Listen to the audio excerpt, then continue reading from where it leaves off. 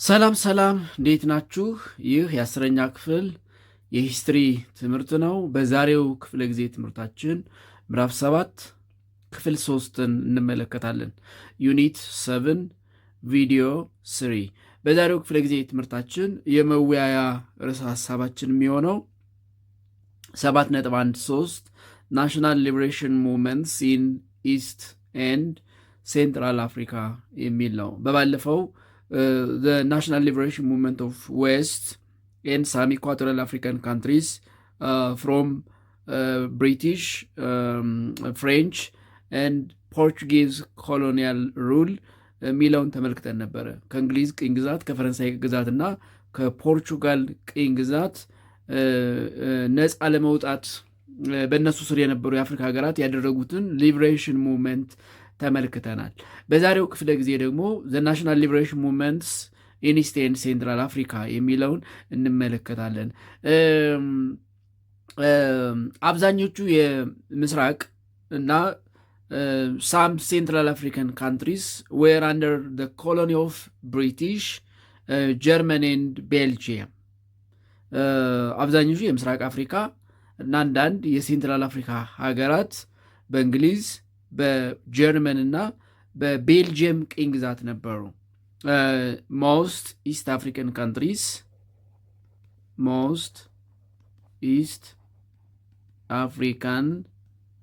ኤንድ ሳም ሴንትራል አፍሪካን ካንትሪስ were under the colonial rule of Great Britain,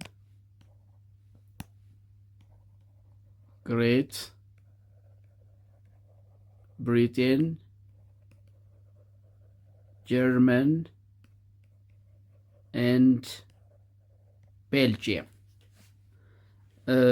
አብዛኞቹ የምስራቅ አፍሪካ እና ጥቂት የሴንትራል አፍሪካ ሀገሮች በእነዚህ ኮሎኒያል ፓወርስ ሩል ስር ነበሩ ወይም ደግሞ ግዛት ስር ነበሩ። ታላቋ ብሪታንያ፣ ጀርመን እና ቤልጅየም። ስለዚህ በብሪቴን ስር የነበሩ፣ በቤልጅየም ስር የነበሩና በጀርመን ስር የነበሩ፣ በብሪቴን ስር የነበሩ፣ በጀርመን ስር የነበሩ እና በቤልጅየም ስር የነበሩ የአፍሪካ ሀገራት ያደረጉትን ሊበሬሽን ሙቭመንት ሰፓሬትሊ እንመለከታለን ማለት ነው። ሶ ዋን the liberation movement of British East African countries. The liberation movement of British East African countries.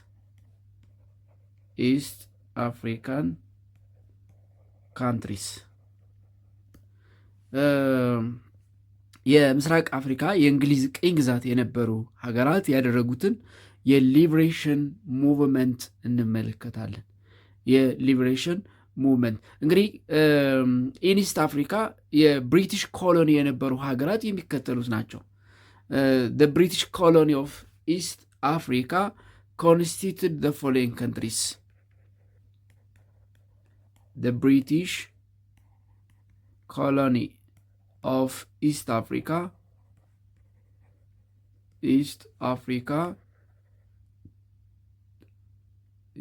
constituted the following.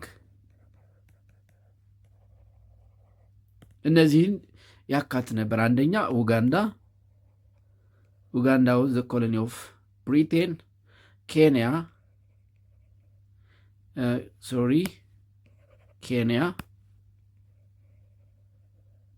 ኤንድ የቀድሞዋ ታንጋኒካ ወይም የአሁኗ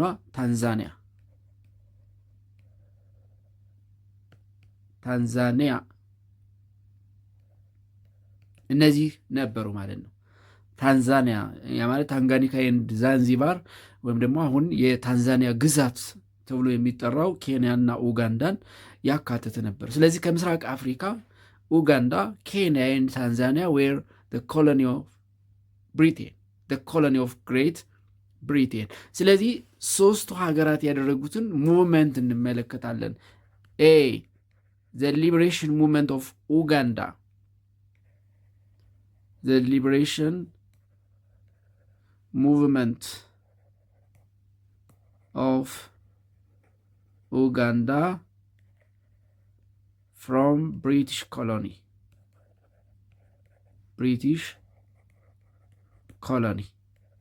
ከብሪቲሽ ኮሎኒ ለመውጣት ኡጋንዳ ያደረገችውን ሊበሬሽን ሙቭመንት እንመለከታለን። እንግዲህ ኡጋንዳ ከምስራቅ አፍሪካ የእንግሊዝ ቅኝ ግዛት በመጀመሪያ ነፃነቷን ያገኘች ሀገር ነች። እሱም መቼ ነው ያገኘችው ብለን ስናይ በ1962 ነው። In 1962, Uganda attained its independence from Britain as a single entity under the prime ministership of Milton Obote. It did not so under a colonial government between the Royalist Kaba Yeka movement and the Uganda's People Congress of Milton Obote. ስለዚህ በተደረገው ተጋድሎ by the liberation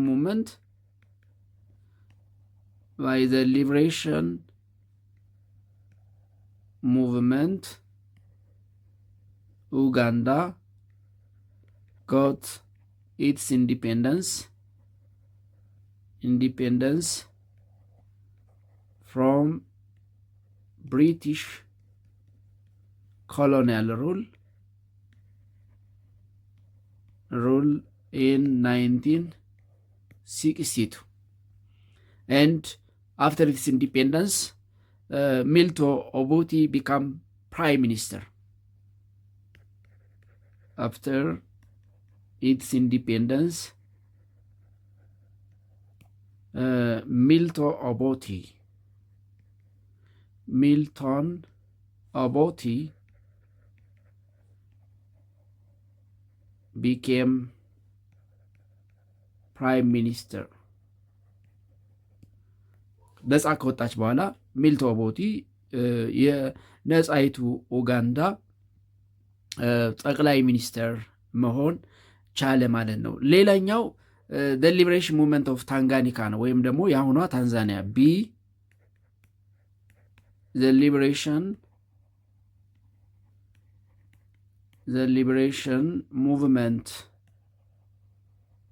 movement of Tanzania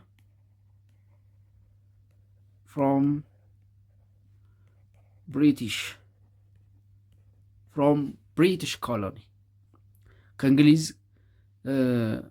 ቅኝ ግዛት ነፃ ለመውጣት ታንዛኒያ ወይም የቀድሞዋ ታንጋኒካ ያደረገችውን ኢንዲፔንደንስ ሙቭመንት እንመለከታለን። the British Trust Territory of Tanganyika won its independence in 1961 under the Tanganyika African National Union, abbreviated as TNU, led by Julius Nyerere. በጁሊየስ ኒሬሬ የታንጋኒካ ግዛት የነበረው የታንዛኒያ ክፍል በ1961 ነፃ ወጣ። ስለዚህ in 1961 the Tanganyika territory, the Tanganyika territory of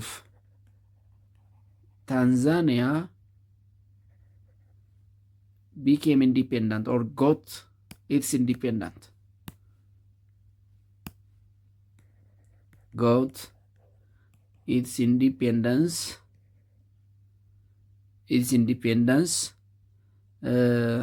Under the Tanganyika African National Union.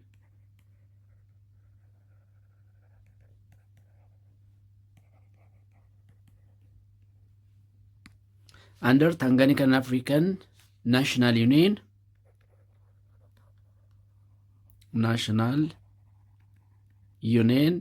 that is TANU,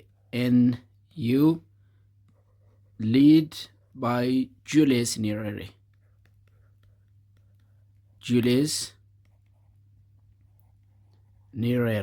እንግዲህ ከዚህ ቀደም እንዳየነው ኳሜ ንክሩማህ የጋናውያን የነጻነት አባት እንደሚባሉ ሁሉ የታንዛኒያውያን የነጻነት አባት የሚባለው ጁልየስ ኒሬሬ ነው።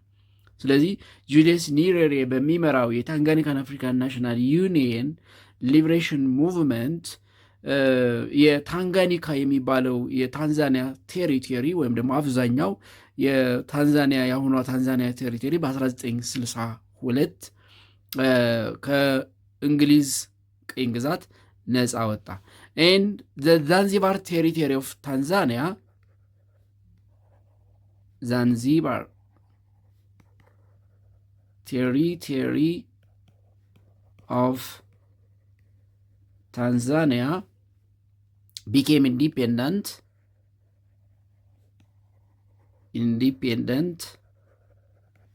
from British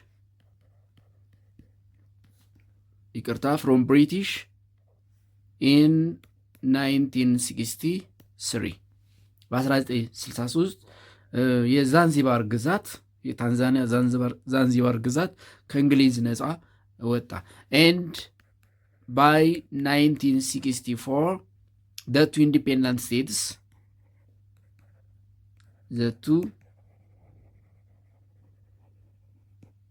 independent states that is Tanganyika and Zanzibar formed a federation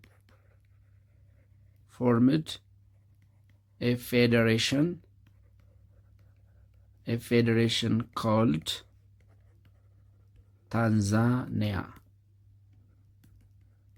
ታንዛኒያ የሚባል ፌዴሬሽን ወይም ደግሞ አገር መሰረቱ ማለት ነው። ስለዚህ ሁለቱ የታንዛኒያ ግዛቶች ታንጋኒካና ዛንዚባር ሪስፔክቲቭሊ በ1960 እና በ1963 ነፃ ከወጡ በኋላ በ1964 ሁለቱ ተዋህደው ፌዴሬሽን ኦፍ ታንዛኒያን መሰረቱ ማለት ነው። ሶስተኛ ሲ ሊበሬሽን ሙቭመንት ኦፍ ኬንያ ሊበሬሽን ሙቭመንት of Kenya from British colony.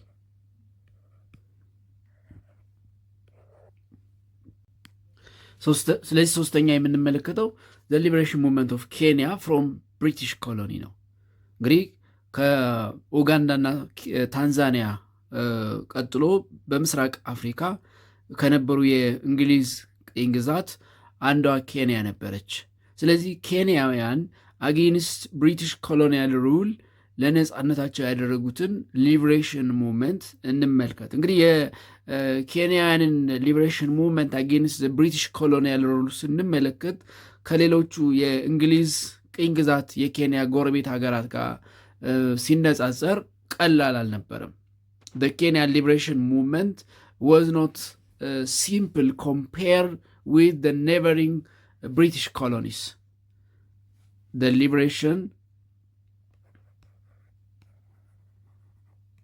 The liberation movement of Kenya was not simple and smooth compared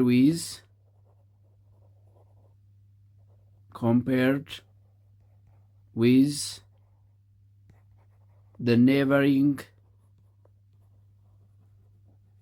British colonies.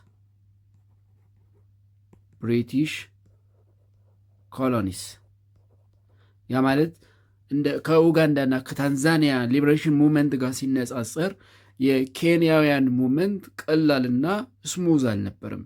ያ ማለት በጣም ብዙ ዋጋ ያስከፈለ የነጻነት ሙቭመንት ነው። ከሌሎች አንጻር ሲታይ የኬንያ ሊበሬሽን ሙቭመንት አጌንስት ብሪቲሽ ኮሎኒያል ሩል በዋናነት የጀመረው በፔዛንትስ ሪቮሉሽን ነው። the liberation movement of Kenya, the liberation movement of Kenya against British rule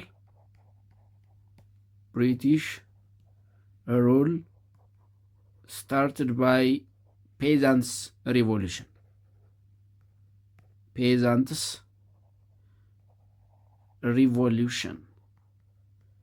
በገበሬዎች አመፅ ነው የተጀመረው። ለምንድን ነው በገበሬዎች አመፅ የተጀመረው ካል አብዛኛው የኬንያ ፔዛንት ከእርሻ መሬቱ ተነቅሎ ነበር ወይም ደግሞ ተወግዶ ነበረ።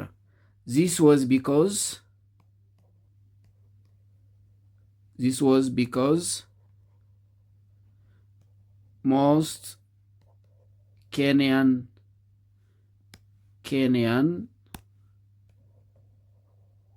peasants were dispossessed from their land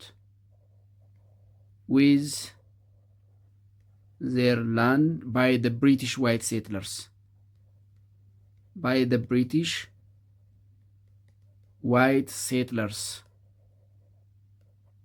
በእንግሊዝ ነጭ ሰፋሪዎች ኦልሞስት የኬንያ ገበሬዎች ከነ መሬታቸው ተወስደው ነበረ ወይም ደግሞ እንደ ባሪያ ሆነው ይኖሩ ነበረ። ስለዚህ ሊበሬሽን ሙቭመንቱ በዋናነት የጀመረው በፔዛንትስ ሪቮሉሽን ነው።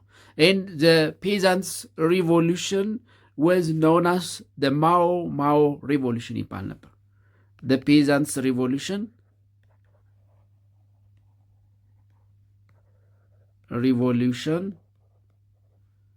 of Kenya was called or was known as Mao revolution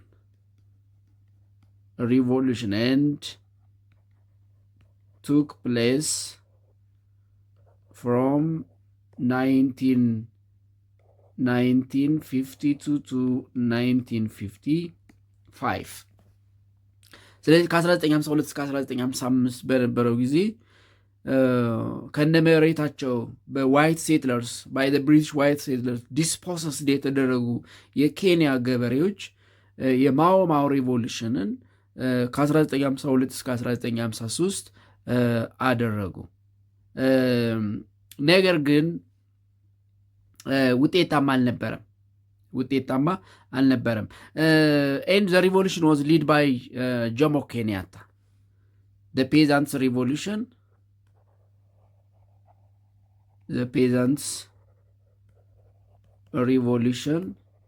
was led by Jomo Kenyatta. በጆሞ ኬንያታ የሚመራ ነበር። ነገር ግን the revolution was not effective. The revolution was not effective. Even thousands of the peasants were imprisoned, including the leader. Thousands of the rebellion or the revolution, thousands of the members of the revolution, including the leader Jomo Kenyatta,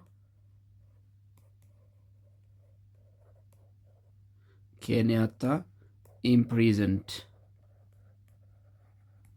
በሺዎች የሚቆጠሩ የንቅናቄውን መሪ ጆሞ ኬንያታን ጨምሮ ታሰሩ። ነገር ግን የሊበሬሽን ሙቭመንቱን የመጀመሪያ ምዕራፍ ማከናወን የቻለ ሪቮሉሽን ነበር። የፔዛንትስ ሪቮሉሽን ወይም ደግሞ የማኦ ማኦ ሪቮሉሽን ኦፍ ፔዛንትስ ኦፍ ኬንያ ሊድ ባይ ጆሞ ኬንያታ። በጆሞ ኬንያታ የተመራው የፔዛንትስ የማኦ ማኦ ሪቮሉሽን ግን የኬንያን ነፃነት አንድ ምዕራፍ አሻግሮት ነበረ። ሃዌቨር ምንም እንኳ በሪቮሉሽኑ የተሳተፉ አብዛኞቹ በሺ የሚቆጥሩ ፔዛንቶች መሪያቸውን ጆሞ ኬንያታን ጨምሮ የእንግሊዝ መንግስት ቢያስራቸውም በ1959 ብሪቲሽ ኦፊሻል ኢዝድ ሪስትሪክሽን ኦን ማኦ ማኦ ኤንድ ኬንያን አፍሪካን ዩኒየን። በ1959 እንደገና የብሪቲሽ ኦፊሻል ኢዝድ ሪስትሪክሽን ይሄ ማኦ ማኦ እና የኬንያን አፍሪካን ዩኒየን ላይ ያደረገውን ሪስትሪክሽን አላላ ወዝ resurrected by KANU, the Kenyan African National Union, and won 67% of the vote in the ensuing election, with still detained Jomo Kenyatta as the national president. Then Kenya won independence in 1963 and Kenyatta became its first president. ስለዚህ by 1959 the British official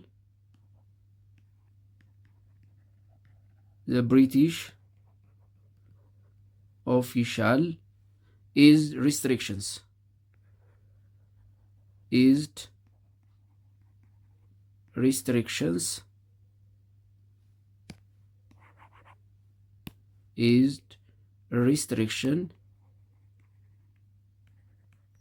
restrictions on Mao Mao and Kenyan African Union. Kenyan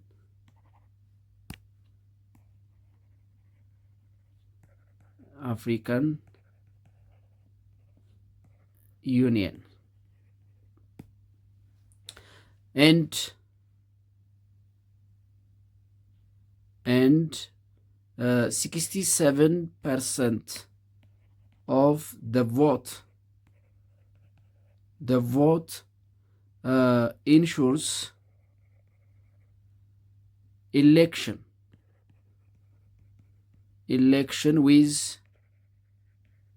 with a still detained Jomo Kenyatta.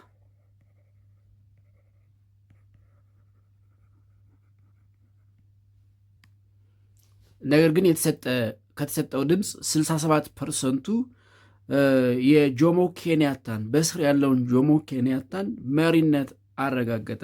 ኬንያታ አዝ ዘ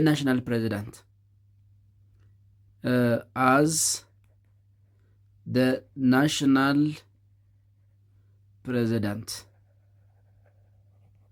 ስለዚህ ባይ ዘ ቮት Kenya won its independence in 1963. Then Kenya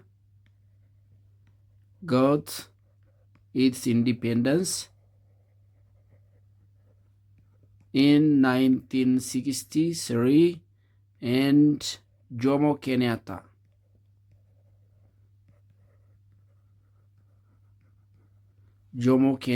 became the first president. Its first president. የመጀመሪያው የነጻይቱ ኬንያ ፕሬዚዳንት ሆነ ማለት ነው። ስለዚህ በምስራቅ አፍሪካ የነበሩ የእንግሊዝ ቅኝ ግዛቶች ኡጋንዳ፣ ታንዛኒያ እና ኬንያ በዚህ መልኩ ነጻነታቸውን አገኙ ማለት ነው። ሁለተኛ the liberation movement of Congo from Belgium rule ነው። ስለዚህ ቤልጂያን ኮንጎ ሊበሬሽን ሙቭመንት የሚለውን እንመልከት። ሰከንድ the Belgian Congo liberation movement. The Belgian Congo liberation ሶ ቤልጂያን ኮንጎ ሊበሬሽን ሙቭመንት እንመልከት። እንግዲህ በአፍሪካ ሁለት ኮንጎዎች አሉ። ክሊር እንዲሆንላችሁ ኢን አፍሪካ ዜር አር ቱ ኮንጎስ ኢን አፍሪካ there are two ኮንጎስ ሁለት ኮንጎ የሚባሉ ሀገሮች አሉ። አንደኛዋ ዲሞክራቲክ ሪፐብሊክ ኦፍ ኮንጎ ዊዝ ካፒታል ሲቲ ብራዛቪል ነች። ብራዛቪል። ሁለተኛዋ ሪፐብሊክ ኦፍ ኮንጎ ዊዝ ካፒታል ሲቲ ኪንሻሳ።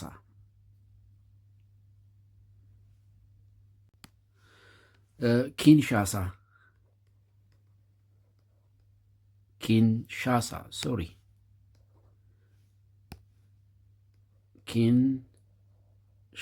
የሚባሉ ሁለት ኮንጎዎች አሉ። ስለዚህ ቤልጂያን ኮንጎ ሊበሬሽን ሙቭመንት ስል እዚህ ጋር ቤልጂያን ኮንጎ ሊበሬሽን ሙቭመንት ስንል ሊበሬሽን ሙቭመንት ኦፍ ሪፐብሊክ ኦፍ ኮንጎ ዛት ኢዝ ኮንጎ ኪንሻሳ ማለት ነው። ሊበሬሽን ሙቭመንት ኦፍ ሪፐብሊክ ኦፍ ኮንጎ ዛት ኢዝ ኪንሻሳ። ዲሞክራቲክ ሪፐብሊክ ኦፍ ኮንጎ ወይም ኮንጎ ብራዛቪል ኢት ዋዝ ፍሬንች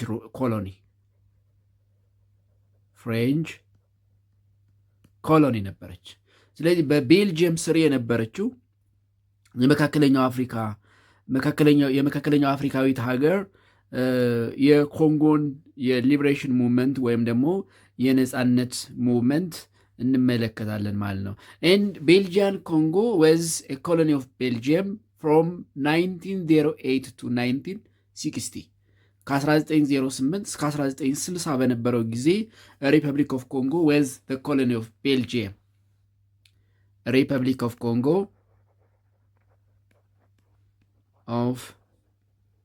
ኮንጎ was the colony of Belgium from 1908 to 1960 ከ1908 እስከ 1960 በነበረው ጊዜ ሪፐብሊክ ኦፍ ኮንጎ የቤልጅየም ቅኝ ግዛት ነበረች። And the first nationwide Congolese ወይም ደግሞ ኮንጊያን ፖለቲካል ፓርቲ that is the Congo National Movement was launched in 1958 by Patrice Lumumba and other Congolese leaders. The liberation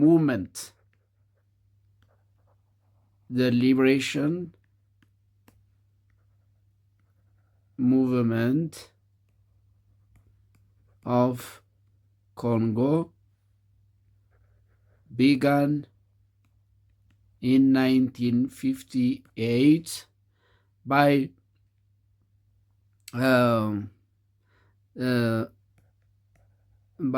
the Congolese political party, that is Congo National Movement, by the Congo National Movement Party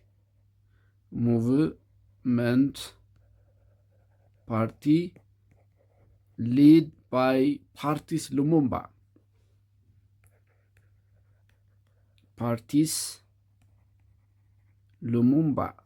And other Congolese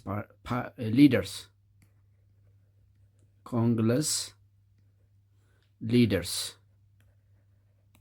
በፓርቲስ ሉሙምባ እና በሌሎች የኮንጎ መሪዎች የኮንጎ የነፃነት ንቅናቄ ወይም ሊበሬሽን ሙቭመንት መሪዎች በ1958 ነው እንግዲህ ከቤልጅየም ቅኝ ግዛት ነፃ ለመውጣት የሊበሬሽን ሙቭመንት የጀመሩት።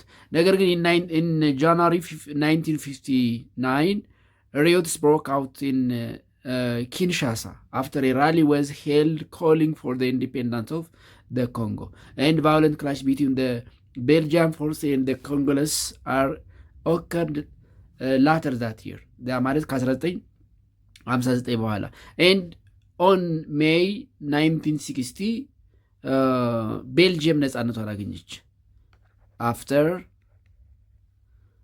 a long struggle. Belgium,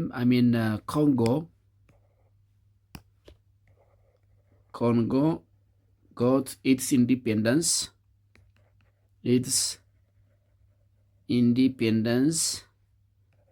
in May 1960. ከረጅም የትግል ጊዜ በኋላ በ1960 ግንቦት ወር ኮንጎ ነፃ ወጣች፣ ከቤልጅየም ቅኝ አገዛዝ ነፃ ወጣች።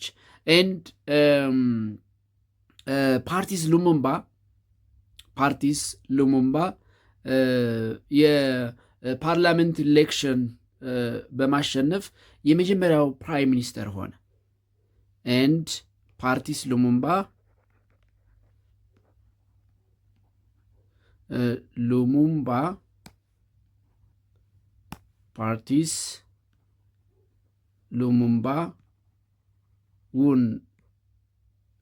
won the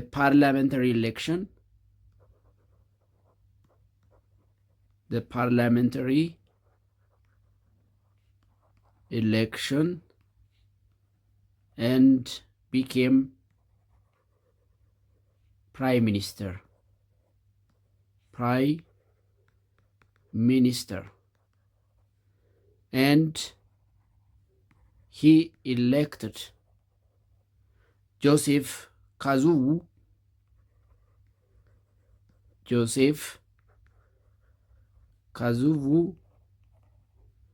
as president. ስለዚህ በ1960 ኮንጎ ነፃ ከወጣች በኋላ ፓርቲስ ሉሙምባ የመጀመሪያው ጠቅላይ ሚኒስተር ሆነ። ጆሴፍ ካዙቡ ደግሞ ፕሬዚዳንት ሆኖ ተሾመ ማለት ነው። ሌላው በምስራቅ አፍሪካ በሶስተኛ ደረጃ የምናየው የሩዋንዳና የቡሩንዲን ሊበሬሽን ሙቭመንት ነው አጌንስት ጀርመኒ። ሶስተኛ ሰርድ the liberation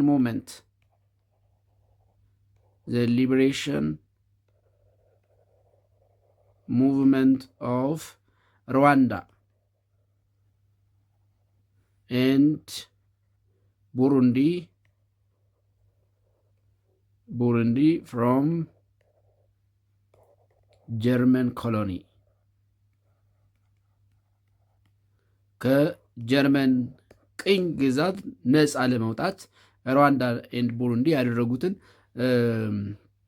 ሊበሬሽን ሙቭመንት እንመለከታለን። እንግዲህ ሩዋንዳ ኤንድ ቡሩንዲ they were under German colonial rule. ሩዋንዳ ኤንድ ቡሩንዲ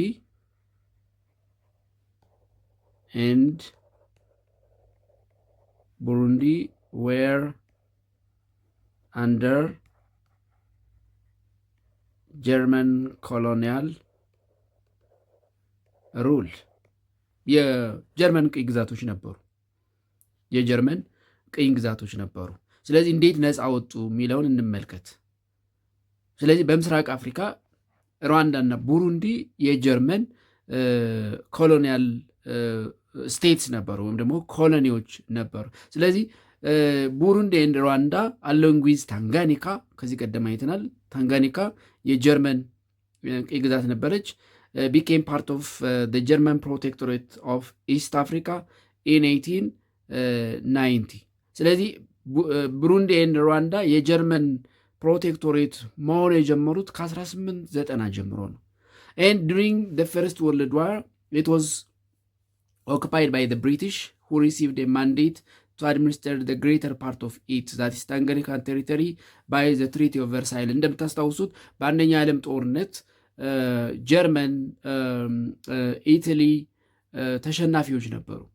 ስለተሸነፉ ባይ ዘ ቨርሳይልስ ትሪቲ ኦቨርሲ ኮሎኒያቸውን እንዲያጡ ተደርገዋል።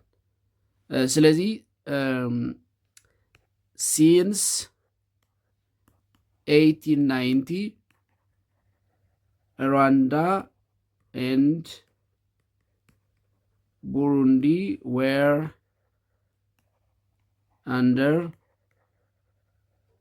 German protectorate.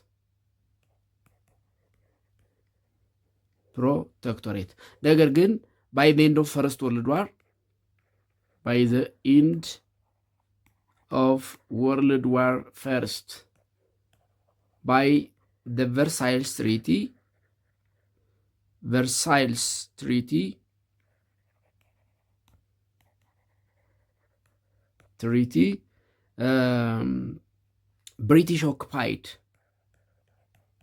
British occupied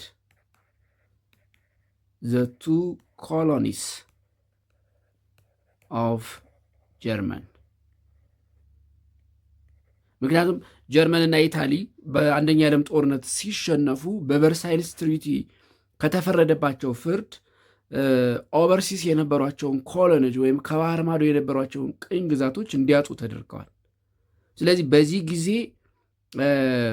ሩዋንዳና ቡሩንዲ በማን ስር ሆኑ ማለት ነው? በእንግሊዝ ስር ሆኑ ማለት ነው። በእንግሊዝ ስር ሆኑ። ነገር ግን እንግሊዝ የተወሰነውን ስታስተዳድር ቤልጅየም የተወሰነውን የሩዋንዳ ቡሩንዲን ክፍል ታስተዳድር ነበረ። in addition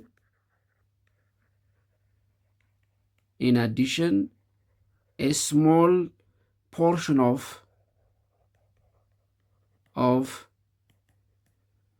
Rwanda Burundi was interested to Belgium.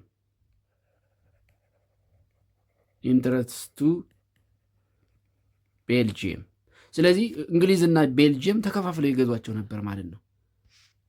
እንግሊዝና ቤልጅየም ተከፋፍለው ይገዟቸው ነበረ ሁለቱን። ነገር ግን by the decision of United Nations in 1962 ሩዋንዳና ቡሩንዲ ነፃነታቸውን አገኙ። and by the decision of United Nations in 1962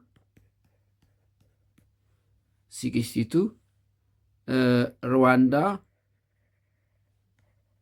and Burundi got their independence. It is by United Nations decision. በዩናይትድ ኔሽን በተባበሩት መንግስታት ዲሲሽን በ1962 ሁለቱም ከቤልጂየም ማንዴት ቴሪቶሪ ወይም ደግሞ ከቤልጂየማያን ሩል ወይም ከቤልጂያን ሩል ነፃ ወጡ ማለት ነው።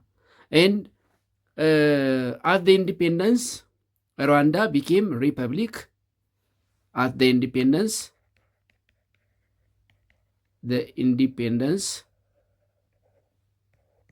Rwanda became republic. Rwanda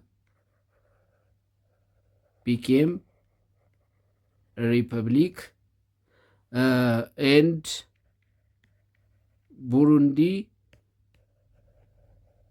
became kingdom. በንጉስ የምትተዳደር ኪንግደም ሆነች። ነገር ግን በ1966 ቡሩንዲ ከኪንግደም ወደ ሪፐብሊክ ተቀየረች። ኢን 1966 ኪንግደም ኦፍ ቡሩንዲ ቢኬም ሪፐብሊክ ኦፍ ቡሩንዲ። ስለዚህ ሩዋንዳና ቡሩንዲ በ1962 by the United Nations decision to be independent ነፃ ሆኖ ማለት ነው። ስለዚህ የምስራቅ አፍሪካና ጥቂት የመካከለኛው አፍሪካ ሀገራት ከቅኝ ገዢዎቻቸው ከጀርመን ከቤልጅየም እና ከእንግሊዝ በዚህ መልኩ ነፃ ወጡ ማለት ነው። the next one is 7.14 7.14 ናሽናል ሊበሬሽን ሙቭመንትስ ኢን ሳውዘርን አፍሪካ የሚል ነው። national liberation movement in Southern Africa. The national liberation movements in Southern አፍሪካ የሚለውን እንመለከታለን። እንግዲህ የደቡብ አፍሪካ ሀገራትን ስናነሳ የደቡብ አፍሪካ ሀገራት በዋናነት በግሬት ብሪቴን እና አንድ ሀገር ደግሞ በጀርመን ቅኝ ግዛት ስር ነበሩ። the southern African countries the southern African countries were colonized by Great Britain dominantly. Great Britain dominantly and Germany ወይም ደግሞ ጀርመን በጀርመንና በግሬት ብሪቴን ቅኝ ግዛት የተያዙ ነበሩ። ለምሳሌ the southern African countries which were under the colony of Great Britain, the southern African countries which were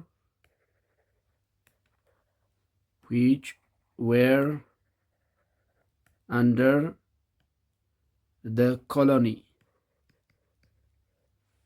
of Great Britain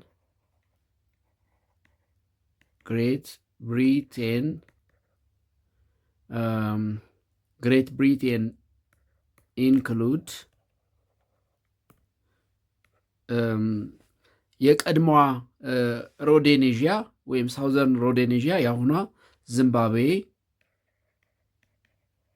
ሳውዘርን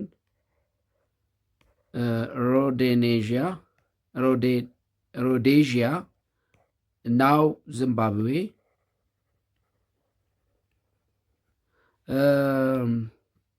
የቀድሞዋ ኖርዘርን ሮዴዥያ የአሁኗ ዛምቢያ ኖርዘርን ሮዴዥያ የአሁኗ ዛምቢያ የቀድሞዋ ኒያሳላንድ ወይም የአሁኗ ማላዊ ኒያሳላንድ what is now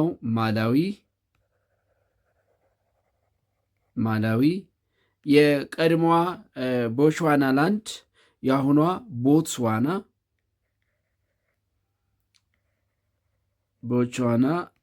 ላንድ የአሁኗ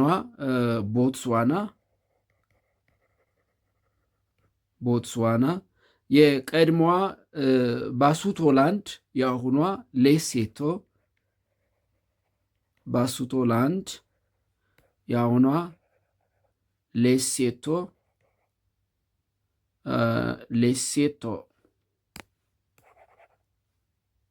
የአሁኗ ሌሴቶ እና ሪፐብሊክ ኦፍ ሳውዝ አፍሪካ ናቸው። ሪፐብሊክ ኦፍ ሳውዝ አፍሪካ እንግዲህ እነዚህ በግሬት ብሪቴን ስር የነበሩ ሀገራት ናቸው፣ ወይም ደግሞ እንግሊዝ ቅኝ የገዛቻቸው። የቀድሞዋ ሳውዘርን ሮዴዥያ የአሁኗ ዚምባብዌ፣ የቀድሞ ኖርዘርን ሮዴዥያ የአሁኗ ዛምቢያ፣ የቀድሞ ኒያሳላንድ የአሁኗ ማላዊ፣ የቀድሞዋ ቦትስዋና ላንድ የአሁኗ ቦትስዋና፣ የቀድሞዋ ባሱቶ ላንድ የአሁኗ ሌሴቶ እና ሪፐብሊክ ኦፍ ሳውዝ አፍሪካ they were the colonies of Great Britain የታላቋ ብሪታንያ ቅኝ ግዛት ነበሩ። and the other southern African country which were under Germany rule until the end of First World War. The other southern African country which was under Germany colonial rule rule, that is until the end of World War First was ናሚቢያ አሁኗ ናሚቢያ በጀርመን ስር ነበረች። ናሚቢያ ነገር ግን ናሚቢያ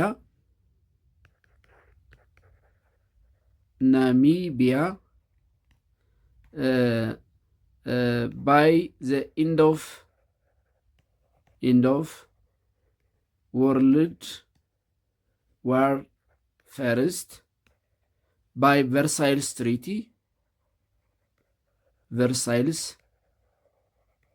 Treaty, it was under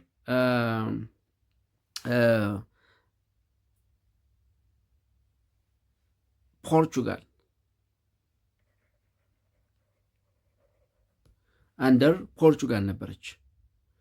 እስከ አንደኛ ዓለም ጦርነት የጀርመን ቅኝ ግዛት ነበረች ናሚቢያ። ነገር ግን በአንደኛ ዓለም ጦርነት ጀርመን ስትሸነፍ በቨርሳይልስ ትሪቲ አንዱ የተወሰነባት ከባህር ማዶ ያሉ ቅኝ ግዛቶቿን እንድታጣ ስለነበረ ናሚቢያን ሉዝ አድርጋ ናሚቢያን ነፃ እስከወጣችበት ጊዜ ድረስ ፖርቹጋል በቅኝ ግዛት ይዛት ነበረ። ስለዚህ ናሚቢያ ፍሮም ፖርቹጋል፣ ሳውዝ አፍሪካ፣ ሌሴቶ፣ ቦትስዋና፣ ማላዊ፣ ዛምቢያ ኤንድ ዚምባብዌ ፍሮም ብሪቲሽ ኮሎኒያል ሩል ነፃ ለመውጣት ያደረጉትን ሙቭመንት እንመለከታለን ማለት ነው። ትንሽ ሰፋ ስለሚል ክፍል 2ን ወይም ደግሞ ይሄ ምንድነው ክፍል 3ን በዚህ እንጨርስና በክፍል 4 የእነዚህን ሀገራት የነፃነት ተጋድሎና ነፃ የወጡበትን ጊዜ እንመለከታለን ማለት ነው። ሶ ኢትስ ኦል አባውት ፎር ቱዴይ። የዛሬውን በዚህ እንጨርሳለን። በቀጣይ ከዚህ ሀሳብ መነሻነት የእነዚህን ሀገራት የሊበሬሽን ሙቭመንት እና ነፃ የወጡበትን ጊዜ እንመለከታለን።